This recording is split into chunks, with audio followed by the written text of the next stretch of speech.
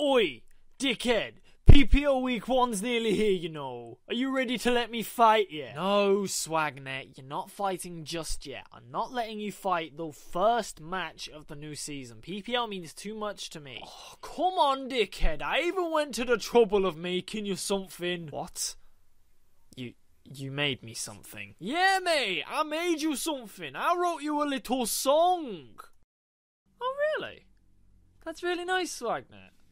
You wrote me a song? Ah, is it like a little anthem, like a little motivational thing? Well, you could say that. You know what? You just want to hear it? Yeah, sure, go for it. Okay then. SWGNet's on fire. Oh, your opponent's terrified. SWGNet's on fire. Your opponent's terrified. SWGNet's on fire. Your opponent's terrified. SWGNet's on fire. Na na na na na na na na na na na na na na na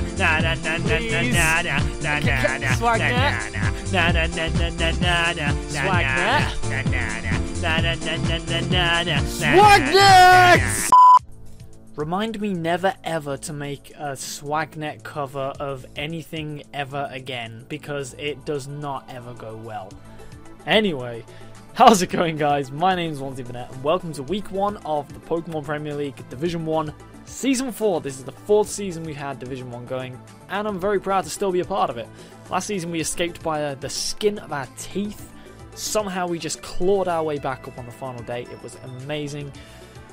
And it was really, really good to see, because our opponent, Liam, UnlawfulExile, also managed to stay up on the last game of the season. He finished 10th, which meant he had to go through the playoff game, and somehow he managed to beat, well, I don't know why I said somehow. He played very well and he prepped very well. He deservedly managed to keep his position in this league along with us, and now we get to play each other on week 1 of the new season, and somehow we are actually, you know, in a good position, both of us. We have cracking drafts. I really like mine. I really like his. His is so scary.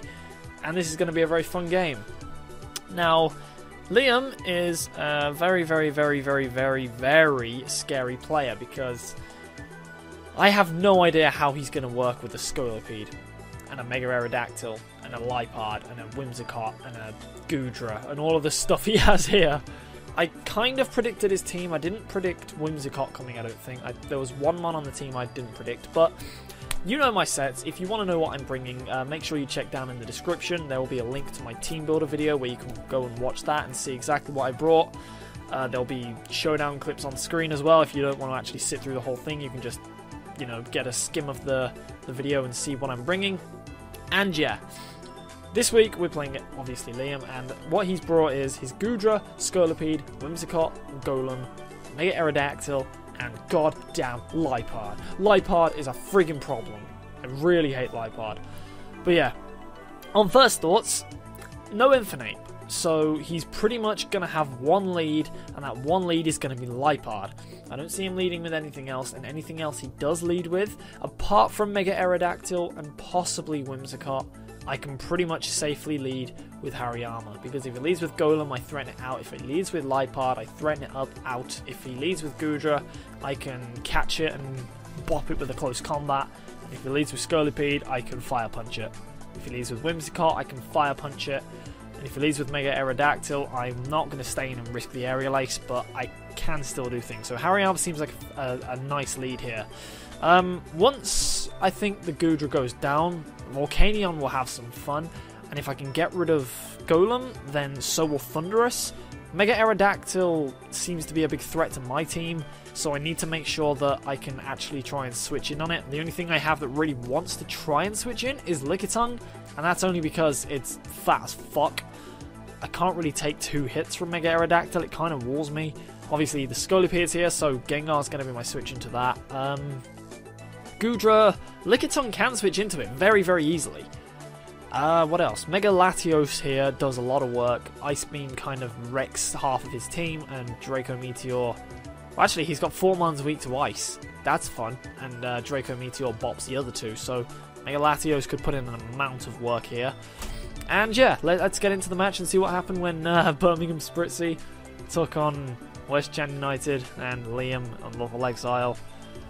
Yeah, God damn it.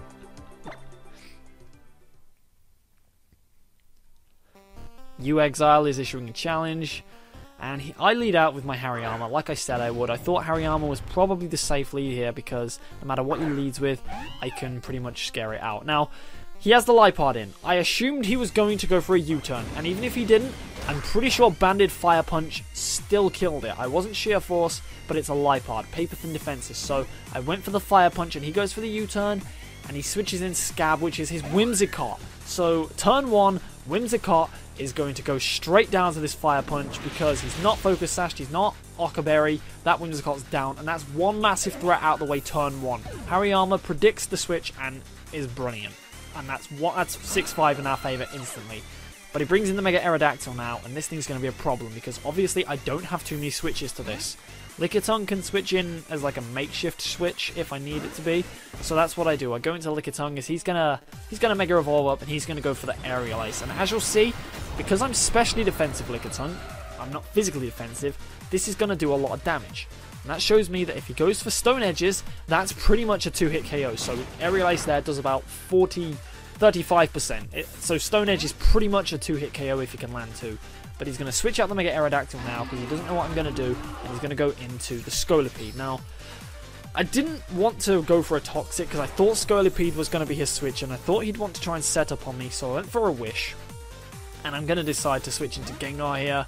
Which, obviously, when Scolipede's out, Gengar is the obvious switch. If he'd have gone for a Swords Dance here, that could have been problematic. But he goes straight for a Poison Jab, and that does nothing. So Gengar, proving that it can be a switch into a Scolipede, I'm going to get the Wish health back and the Black Sludge, and it's going to get me straight back to full health. That's fantastic.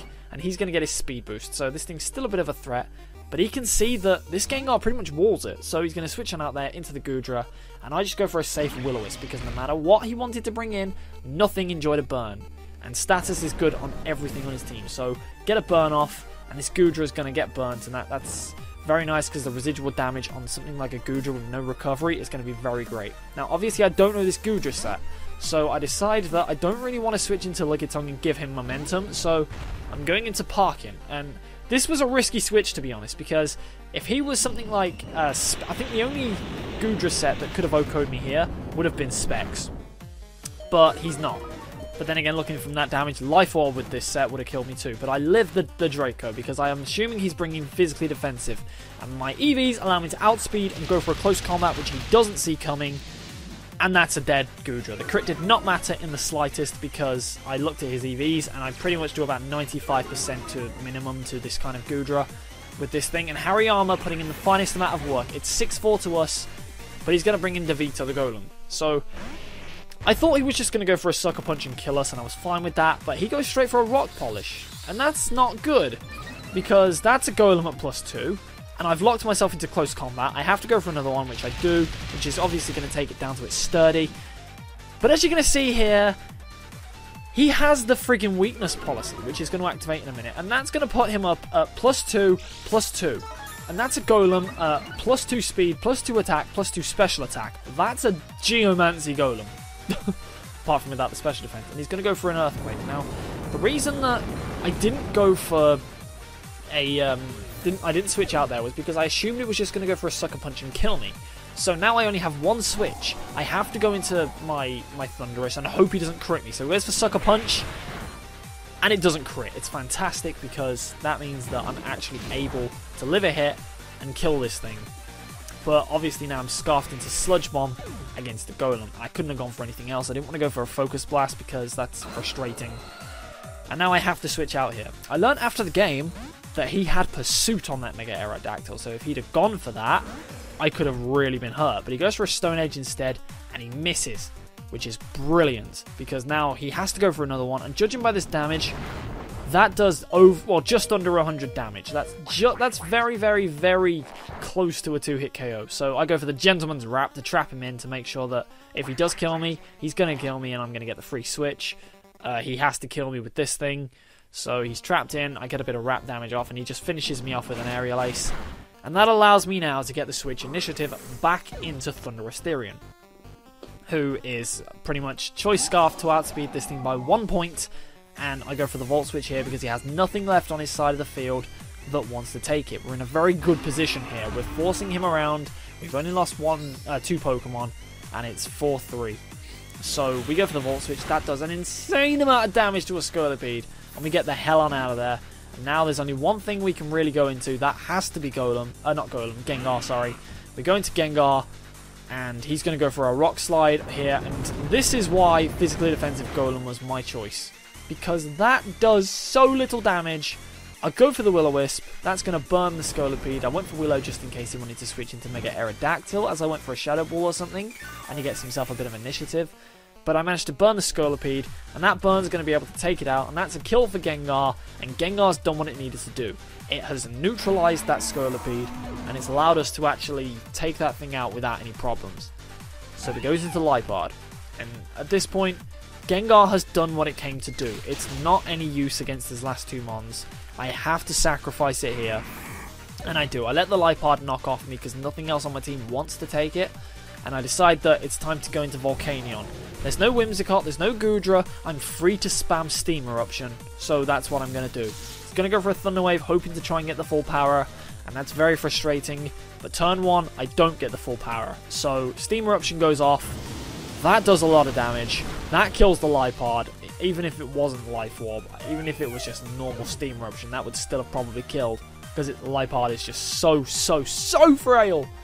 But he's now going to go into his Mega Aerodactyl, which it's his last Pokemon. He has to go for Stone Edge to try and kill me. He misses, and I go for a Steam Eruption. And it was game at that point anyway, even without the Stone Edge miss. Even though it is quite unfortunate, it didn't change the game at all, because all it would have done was change a 3-0 to a 2-0, because I had my Scarf Thunder Asterion, who was able to come in and just finish this thing off with a Thunderbolt or a Volt Switch or whatever I chose. So that's going to be the game. That's a 3-0 victory. That's our first game of the season, resulting in a win for us, for Birmingham Spritzee. It's cracking. It's brilliant. It makes me very happy.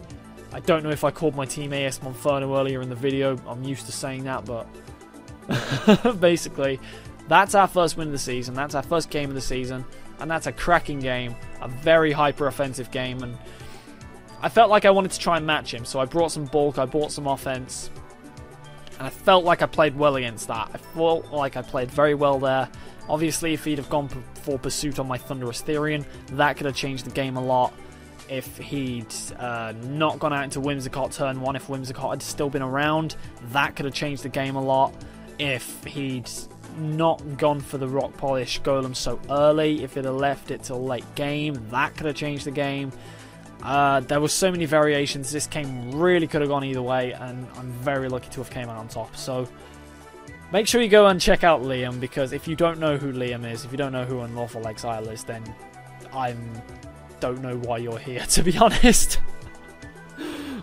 He's an absolute inspiration. He's been doing this for quite a while, and he's been around pretty much as long as I have. Just he's been, you know, actually good at what he does.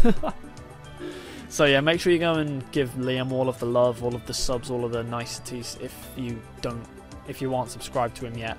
And yeah, that's pretty much gonna be it. Make sure you check back here for week 2, which will be up against I think it's George and the San Francisco Arcaniners, and it's gonna be a bloody tough game. So make sure you go and check that out when it's here. And that's it. I can finally stop talking. Thank you very much for watching, guys. I hope you've enjoyed this episode. If you have, don't forget to leave a like and all that good stuff. I hope you have a great day and a great life, and I will see you later. Take care of yourselves.